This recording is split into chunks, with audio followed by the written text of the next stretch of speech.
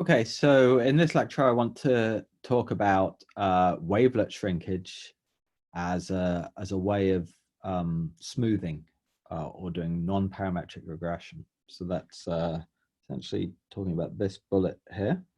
Sorry, this bullet here. Okay, so before we talk about it, let's just show you a picture from the Elements of Statistical Learning 2. So this is actually a smoothing spline, but just to give you an idea of what the problem is, you want to try to put some kind of smooth curve, at least let's say spatially structured. I'll say more what I mean about that by that in a minute. Through these points. So you've got a y, you essentially got a y, you've got an x, and you've got a point at each y-x pair, and you want to put some kind of smooth line through it without, obviously, these are not straight lines. So instead of thinking about this as a linear regression where you put a straight line through the points, you're trying to put some kind of relatively smooth, or at least, as I said, spatially structured line through these points. So this is sometimes called non-parametric regression, to kind of contrast with the linear regression. So instead of assuming there's a linear relationship between y and x, we might want to allow a less parametric assumption to allow y to vary, in a flexible way with x. So how can we write that as a regression problem? Well, let's see. So here's this wavelet smoothing shrinkage here. So you can write this as a regression model where now you just have each y, here's the observation here. Think of y as that vector ordered in terms of the location along the x-axis. So y1 is the y value for the first point along the x-axis, and y2 is the second point along the x-axis. So as we're moving along the x-axis, the mean is changing. So mu1 is the mean at the first point in the x-axis. Mu2 is the mean of y for the second point in the x-axis, etc. So the idea is that mu has to be kind of spatially structured. So there are different ways of capturing that idea, but let's for now, let's just say that when 2 points are near together on the x-axis, you want their means to be similar, right? So that's the idea here, is that the mu doesn't change, it changes relatively slowly as x changes. Well, I say relatively slowly. Maybe there are some points where there are sudden jumps. In the data we've looked at, that doesn't look so plausible, but let me just imagine that you had data like this. You might want to fit a regression that is kind of relatively constant and then changes and then is constant again, so piecewise constant. This would also fall in under the umbrella of kind of non-parametric regression type problems. This could even be specifically a change point problem where you're interested in identifying changes in the mean. So depending on the data type, you might want to change exactly how you frame the assumptions on the way the mean's changing. Okay, but so that's kind of motive. The idea is that mu t and mu s are usually small when t and s on the x-axis. So I'm thinking of t indexing time along the x-axis. That's what where the notation here is. So mu t is the mean at time t, and mu s is the time is the mean at time s, and t minus s is that change. But as I said, so depending on the application, you might want to allow big changes in mu occasionally. So that would be that change point example. So different methods have different properties in terms of whether they might do well when mu changes quickly, or some methods are best where mu changes very smoothly and there's no sudden change. Other methods, including the wavelet methods we're going to talk about now, deal better with situations where the mean can change quite abruptly and then be kind of fairly smooth and then change quite abruptly again. So depending on what kind of data you've got, you may or may not care about the ability to deal with that. Okay, so what's the idea behind wavelet methods? The basic idea is to apply a transform to y so that we essentially try to decompose y into the changes that occur at different resolutions. That's the basic idea behind wavelet methods. I guess I should say wavelet methods are a family of methods for doing this kind of thing with different types of wavelet transform, which have different pros and cons. But the only one we're going to talk about today is the Haar wavelet transform, which is the simplest case. So let me try and explain what the Haar wavelet transform is. So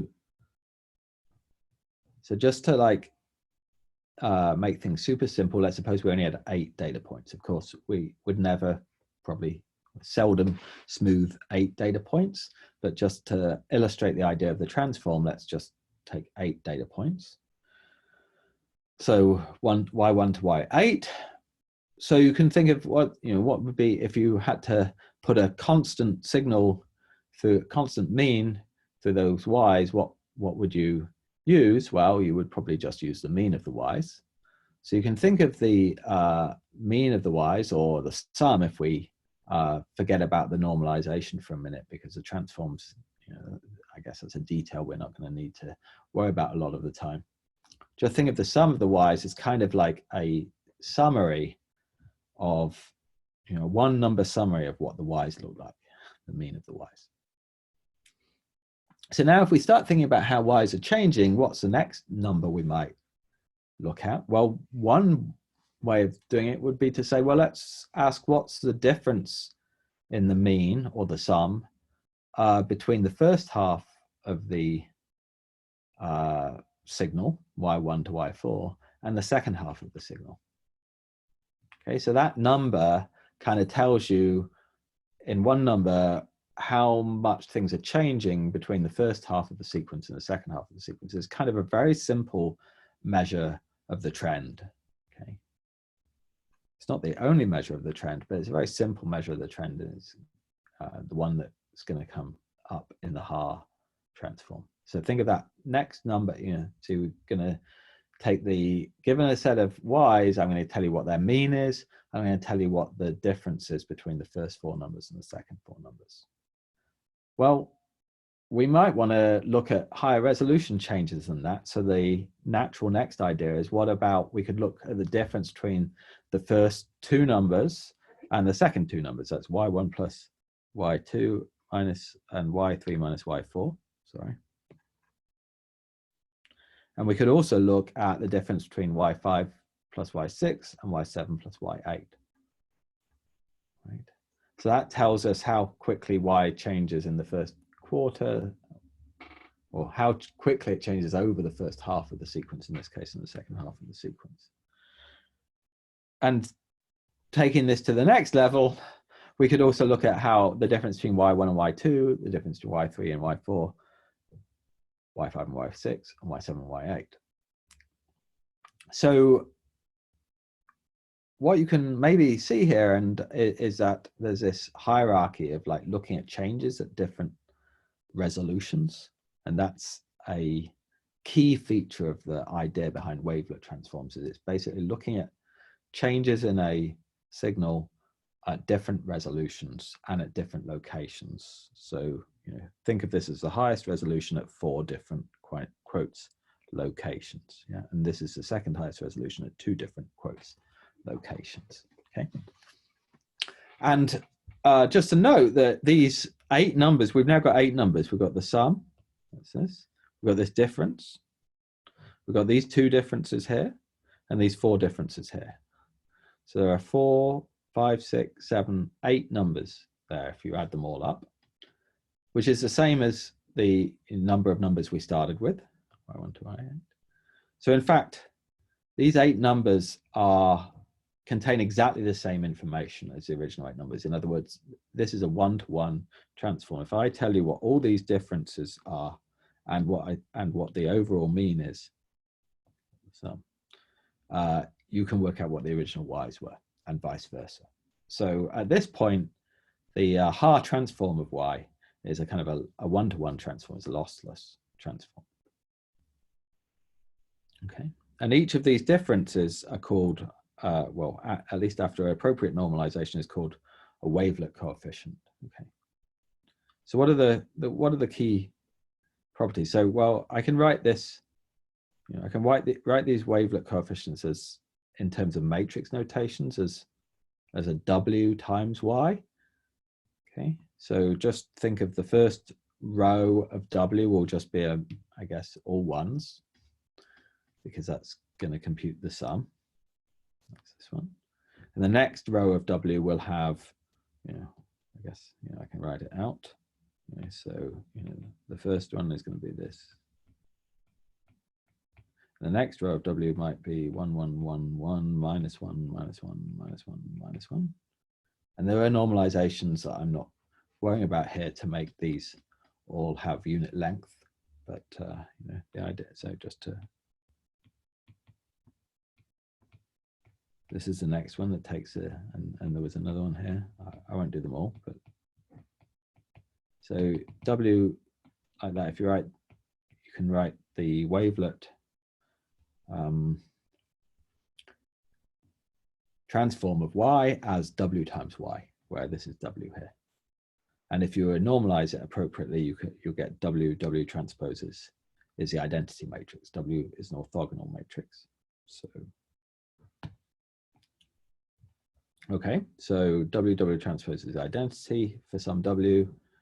And it turns out that there's although, you know, that there's a much more efficient way to compute all these coefficients called the pyramid algorithm than actually computing the matrix W and then computing W times Y. In other words, no one would actually, or you shouldn't, compute the wavelet transform of Y by first forming W and then doing the matrix multiplication. There are much more efficient methods.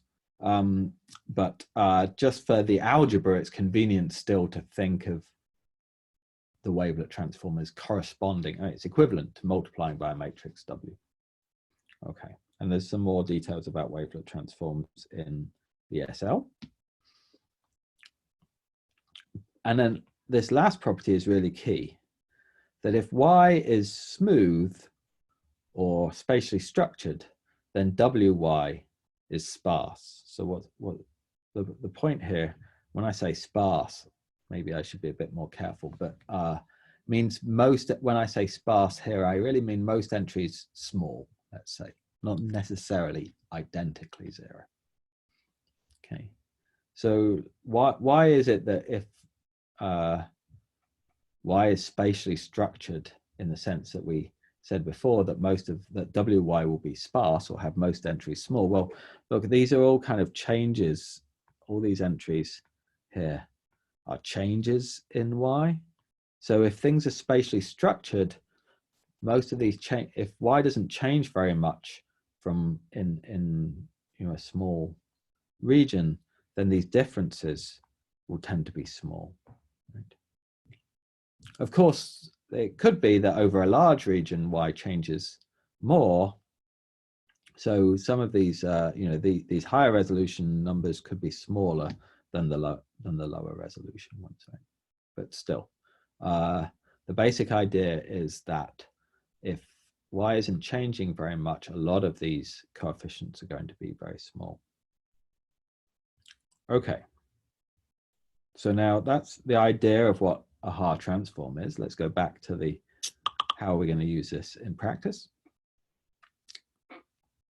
Okay, so let's minimize this.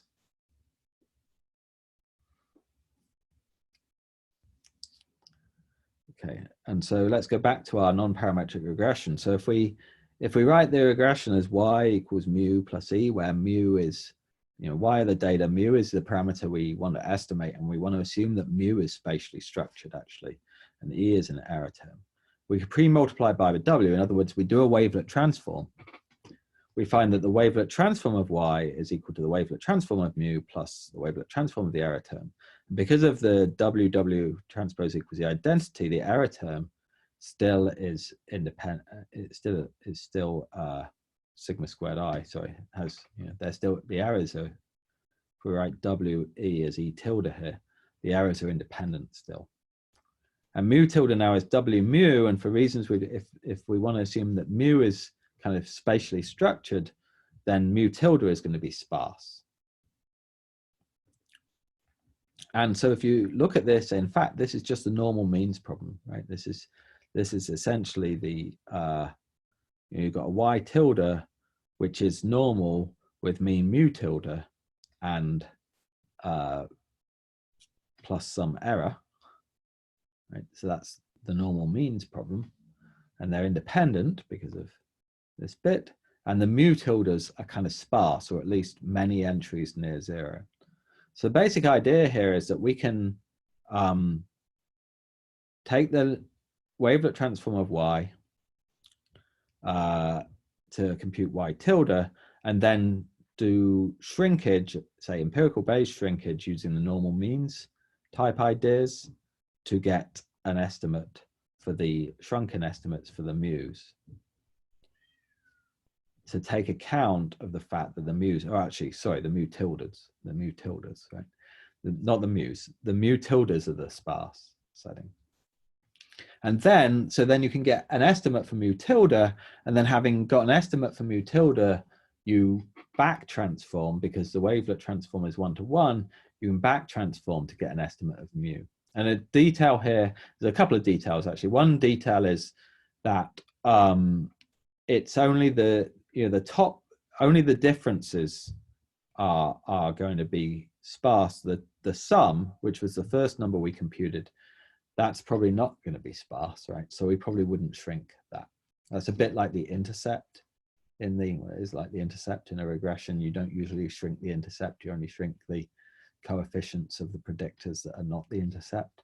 Same thing going on here. We probably only shrink the wavelet coefficients. Another detail is that maybe you want to shrink the coefficients at different resolutions by different amounts. We kind of briefly discussed that, right? That the you know, in the Haar transform here, when we looked at it, that these coefficients, you might expect these to be smaller than these maybe. So you might want to do your shrinkage, you might shrink these 4 coefficients together, and they might be shrunk using a different prior. And if it's empirical Bayes, of course, it'd be estimated from the data, but that you might expect that prior to maybe be sparser than the prior for the higher coefficients. So that's another kind of detail. But even without that detail, you could probably do something pretty reasonable. Okay. So there's an example of that basic idea in this write-up here. So if you go through that, you can see, you'll be able to see, I think the wavelet idea is here. This is the this is the wavelet transform here, and basically there's some ideas for shrinking the wavelet coefficients. Actually, the first should say, maybe I should say, in the people also use simpler ideas than the empirical Bayes approach to shrink these wavelet coefficients. So things like the kind of you know, thresholding rules. So basically the idea is naively just do the wavelet transform, and then you know that some things should be very close to 0, and like there might be some which are not, you know, some important ones which are non-zero. So the basic idea is set all the small ones to 0 and leave the big ones alone. That's called a thresholding rule. And in fact, you know, sounds kind of crazily simple, but even, you know, here's what you get when you apply a thresholding rule to, you know, a particular data set here. You can see it's a bit jumpy. That's because of the Haar transform, but it is, you know, kind of not completely ridiculous in terms of the line it's putting through the points, right? And this one I think is, oh, this is using a different wavelet basis. So this is a smooth, we've talked about the Haar one, which is very steppy. So you can see you can get a kind of a smoother one by using a different wavelet transform that's not quite so steppy as the Haar. Yes, okay, and you can see, you can see that the model-based approach is a bit susceptible to these outliers. That's what's going on there. So you have to, you have to worry that the model-based approach, you do have to worry about things like outliers and things like that. So,